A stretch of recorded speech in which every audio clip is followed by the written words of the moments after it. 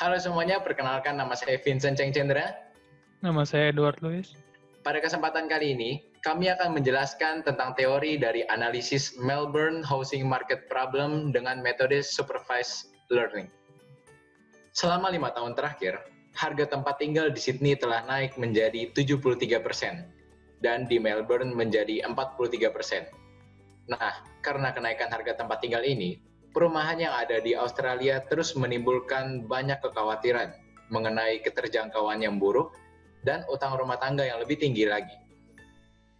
Menurut Demografia Housing Affordability Survey pada tahun 2017, rata-rata harga rumah di kota yang memiliki jumlah penduduk lebih dari 1 juta orang dengan pendapatan rumah tangga adalah 6,6 kali lebih besar di Australia dibandingkan di Amerika Serikat yang jumlahnya 3,9 dan di Inggris sejumlah 4,5, di Sydney mencapai 12,2 kali dan di Melbourne 9,5 kali.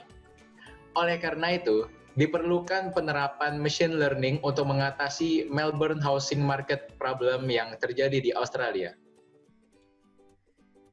Rumusan masalah dari analisis ini adalah mengapa metode supervised learning dapat digunakan untuk menganalisis Melbourne housing problem, bagaimana cara teknik yang digunakan untuk menganalisis Melbourne housing market problem. Tujuannya untuk mengetahui mekanisme supervised learning dalam melakukan analisis terhadap Melbourne housing problem.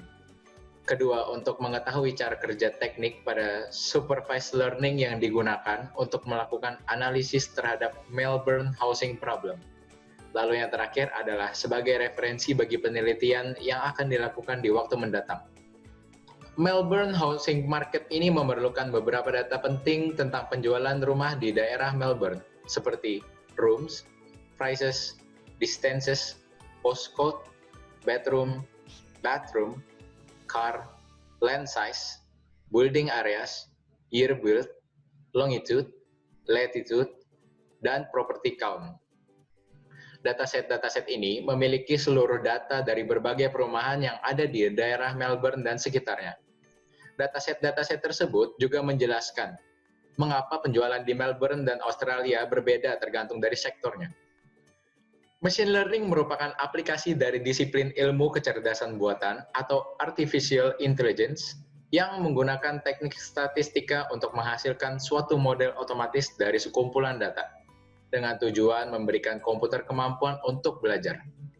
Pembelajaran mesin atau machine learning memungkinkan komputer mempelajari sejumlah data, sehingga dapat menghasilkan suatu model untuk melakukan proses input-output tanpa menggunakan kode program yang dibuat secara eksplisit. Supervised learning adalah sebuah pendekatan di mana sudah terdapat data yang dilatih dan terdapat variabel yang ditargetkan, sehingga tujuan dari pendekatan ini adalah mengelompokkan suatu data ke data yang sudah ada. Dengan kata lain, supervised learning adalah salah satu metode pembelajaran mesin di mana hasil yang diharapkan pengguna sudah diketahui atau dimiliki informasinya oleh sistem. Berarti, metode pembelajaran supervised learning ini bekerja dengan memanfaatkan kembali data-data dengan hasil output yang pernah dimasukkan oleh pengguna atau dikerjakan oleh sistem sebelumnya. Selanjutnya akan dijelaskan oleh teman saya. Untuk metode supervised learning yang kita gunakan sendiri, di sini kita menggunakan dua metode yang berbeda. Yang pertama yaitu regresi linear. Regresi sendiri merupakan metode yang digunakan untuk mempelajari hubungan antara satu atau lebih pengubah, yaitu data variabel bebas, atau kita bisa sebut X, dan data variabel terikat, kita bisa sebut Y. Hubungan variabel yang dimaksud bersifat fungsional yang diwujudkan dalam bentuk model matematis. Regresi sendiri tadi terbagi menjadi beberapa bagian lagi, linear, non-linear, linear berganda, dan linear non-berganda. Yang kita gunakan di sini adalah regresi linear. Regresi linear adalah salah satu dari jenis analisis prediksi yang sering digunakan pada data berskala kuantitatif, interval atau rasio. Maksud kuantitatif di sini adalah data yang bisa dihitung dengan nilai. Analisis ini berfungsi untuk membuktikan apakah sekumpulan variabel bebas memiliki pengaruh signifikan dalam memprediksi variabel terikat. Metode kedua yang kita gunakan adalah decision tree. Decision tree adalah salah satu metode klasifikasi yang paling populer karena mudah untuk diinterpretasi oleh manusia. Decision tree adalah model prediksi menggunakan struktur pohon atau struktur berhierarki. Decision tree sendiri membangun model regresi atau klasifikasi dalam bentuk struktur pohon. Teori ini memecah dataset menjadi himpunan bagian yang lebih kecil, yang hasil akhirnya adalah tree diagram dengan decision node dan leaf node. Decision tree juga dapat menangani data bertipe kategorikal dan numerik. Dari kedua metode yang kita gunakan sebelumnya, kita menemukan hasil penelitian seperti gambar di berikut ini. Hasil dari setiap faktor yang memiliki hubungan dengan harga atau price bisa dilihat dengan gambar di samping. Dapat dilihat bahwa building area memiliki peranan terbesar dalam menentukan harga perumahan di daerah Melbourne. Dalam codingan kami menggunakan 5 faktor untuk menentukan apa saja yang paling berpengaruh dengan harga, yaitu building area, car, room, bedroom, dan age. Kemudian setelah melakukan pengujian dengan metode regresi linear dan decision tree regression, dapat dilihat bahwa akurasi yang diciptakan dari metode regresi linear lebih besar dibandingkan dengan metode decision tree. Seperti berikut, bahwa hasil dari metode regresi linear adalah 66,66%, sedangkan decision tree hanya menghasilkan 61,61%. Kesimpulan dari percobaan kami yang sudah kami lakukan adalah berdasarkan data dan teori serta hasil yang didapat, bahwa penggunaan metode supervised learning dengan teknik linear regression memiliki nilai akurasi yang lebih tinggi daripada decision tree regressor. Oleh karena itu, dengan melakukan pelatihan dengan artificial intelligence dengan metode supervised learning, dapat menyelesaikan masalah Melbourne housing market dan menentukan faktor yang paling berpengaruh terhadap harga perumahan tersebut. Sekian dari kami, terima kasih.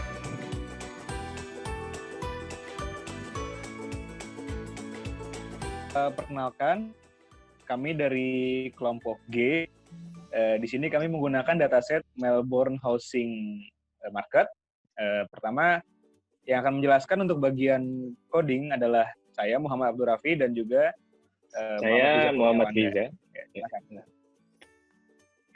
Di sini pertama kita import library dulu. Ada NumPy, Pandas, Seaborn, dan Escalon, serta Payplot. Karena kita menggunakan Google Colab, jadi kita import library Google Colab buat ngupload si file CSV kita tadi, si dataset tadi. Yang selanjutnya kita masukkan ke dalam variabel datasetnya tadi, ke dalam variabel dataset. Setelah itu kita lihat ada berapa sih datanya yang si punya dataset tadi, itu ada 34.857 row dan 21 kolom. Selanjutnya kita cek nih, ada datanya seperti apa sih? Maka akan tampil seperti ini. Lalu selanjutnya kita lihat tipe data dari masing-masing variabel yang ada di dalam dataset. Masih banyak yang berbentuk objek ya, jadi kita harus ubah masing-masing data tersebut. Kita lihat di sini subbab, address, type, dan method seleksi serta konsil area dan region name itu masih berbentuk objek. Kita harus mengubahnya menjadi kategori dengan cara seperti ini. Kita lihat juga date masih bertipe data objek. Kita harus mengubahnya ke dalam ke tipe data date. Selanjutnya kita cek bagian yang numerical variable. Di sini setelah kita lihat ada variabel postcode. Postcode ini tidak akan kita hitung, jadi kita ubah menjadi tipe datanya kategori. Serta kita lihat di sini ada dua variabel yang sama, itu room sama bedroom. Jadi kita menghilangkan yang bedroom dengan codingan yang seperti ini. Kita cek lagi datanya, tipe datanya apakah udah benar. Sepertinya udah benar yang ini. Terus kita cek apakah data yang kita punya tadi banyak yang memiliki nilai yang kosong atau enggak. Setelah dicek itu building area, year build itu banyak yang datanya yang kosong. kita cek data yang kosong itu ada berapa. Di sini terlihat building area ada 21.000 yang kosong. Year build ada 19.000 yang kosong. Ini akan menyebabkan sewaktu penghitungan nanti dapat merusak akurasi dari si linear regression sama si decision tree regression. Oleh karena itu, kita akan menghilangkan yang memiliki data kosong tadi dengan function drop and add. Terus kita lihat lagi yang ini, building area ini di sini ada minimal 0. Kalau di dunia nyata kan aneh tuh, building area nilainya 0. Bangunan apa yang nilainya 0 berarti nggak ada kan? Yang seperti itu kita buang juga. Jadi kita buang dataset yang kurang dari 1 nilainya. Setelah itu kita menambahkan variabel baru yaitu umur dengan cara tahun sekarang dikurang tahun dibikinnya. Serta kita tambahkan variabel baru lagi historik. Yaitu kita lihat kalau dia umurnya lebih dari 50 tahun, kita anggap itu bangunannya udah lama. Kalau kurang dari 50 tahun, itu bangunan baru. Terus di region name, itu kita mempersingkat nama regionnya.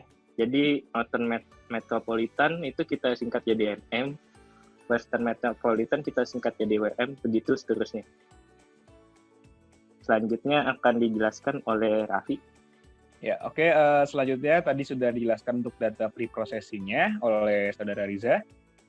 Kemudian kita akan melihat dari outlier-nya. Yang pertama di paling atas, jadi outlier ini berfungsi untuk membandingkan masing-masing tipe dengan harga, karena di sini patokan kita adalah untuk mencari tahu bentuk apa atau faktor apa yang membuat harga itu menjadi naik ataupun turun. Dapat dilihat untuk yang type dan price, type versus price yang pertama. Di situ ada H, T, dan U, di mana H itu adalah rumah atau house, cottage, villa, semi, or terrace. Dan untuk T itu adalah townhouse atau perkomplekan. Dan U itu adalah unit atau duplex. Nah, dapat kita lihat bahwa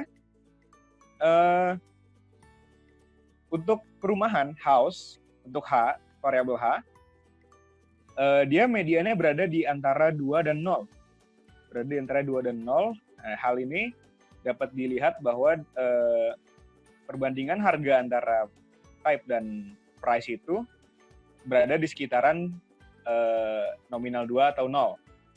Kemudian untuk townhouse sendiri, perbandingan antara townhouse dengan tipe yang mungkin eksekutif atau mungkin tipe-tipe townhouse yang agak-agak kumuh itu berada di sekitar 2 dan 0, namun lebih rendah dibanding tipe house. Dan untuk yang terakhir, untuk tipe unit atau duplex, mereka memiliki korelasi yang terendah. Kemudian dari tipe room dan price, terdapat banyaknya jumlah ruangan yang dimiliki oleh setiap tempat atau rumah. Dan dapat dilihat juga harganya terus menanjak sampai yang tertinggi itu berada pada room di angka 6 room. Dapat dilihat dan dapat disimpulkan bahwa rumah yang memiliki ruangan sejumlah 6 akan memiliki harga yang terbilang tinggi. Namun pada saat menuju angka ke 7, 8, dan seterusnya, grafik tersebut justru menurun.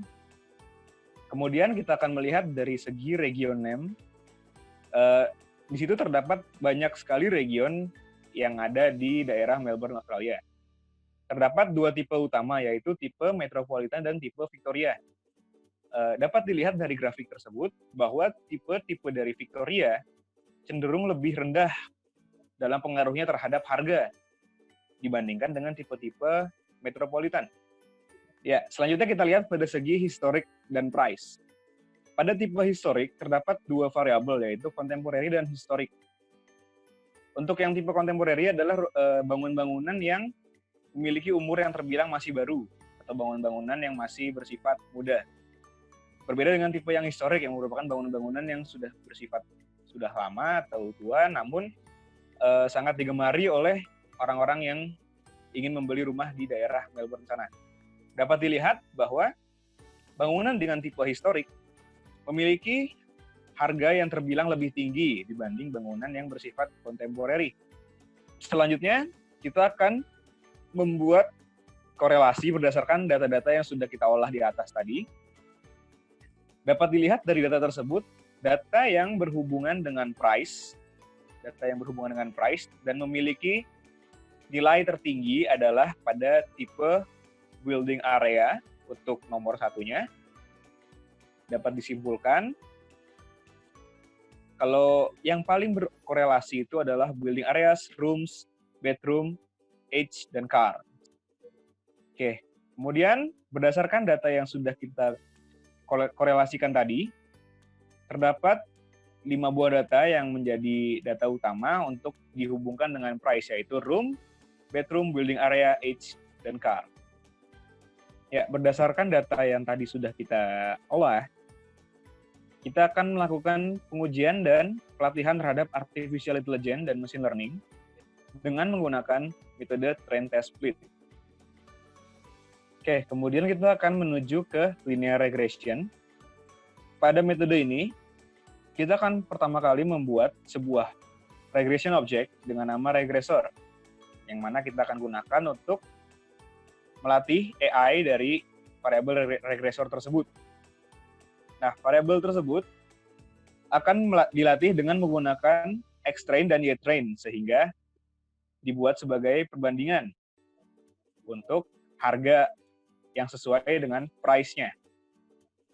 Kemudian, regresor tersebut setelah dilatih, akan dilanjutkan ke tahapan memprediksi, di mana variabel X-test tersebut mengandung faktor seperti rooms, bedrooms, building area, age, dan car, dan jumlahnya, dan dibandingkan dengan berapa harga yang bisa didapat jika isi dari variabel-variabel tersebut atau dari faktor-faktor tersebut sudah ditentukan. Sebagai contoh, apabila rooms-nya berjumlah 2, bedroom-nya berjumlah 3, building area-nya 500 meter, dengan umur bangunan di bawah 50 tahun dan tidak memiliki garasi, akan diprediksi berapakah harga dari rumah tersebut dengan metode regressor predict ini. Selanjutnya, kita akan menuju metode decision tree regression. Pada metode ini, konsepnya hampir sama dengan linear regression tadi. Hanya saja variabel yang digunakan ini berbeda. Dan metode yang digunakan pun berbeda, yaitu menggunakan decision tree regressor. Di sini, variabel yang digunakan adalah variabel tree sebagai objek untuk dilakukan training terhadap variabel X-train dan Y-train, sama seperti tadi. Kemudian, variabel tree tersebut digunakan untuk memprediksi isi dari X-test dan memprediksi berapakah harga dari rumah yang sudah ditentukan oleh X-test tadi. Ya, kemudian setelah kita melakukan pengujian dengan metode regresi linear dan juga decision tree, yang pertama adalah akurasi dari linear regression itu memiliki nilai 66,66%, sementara untuk akurasi dari decision tree regressor memiliki nilai 61,61%.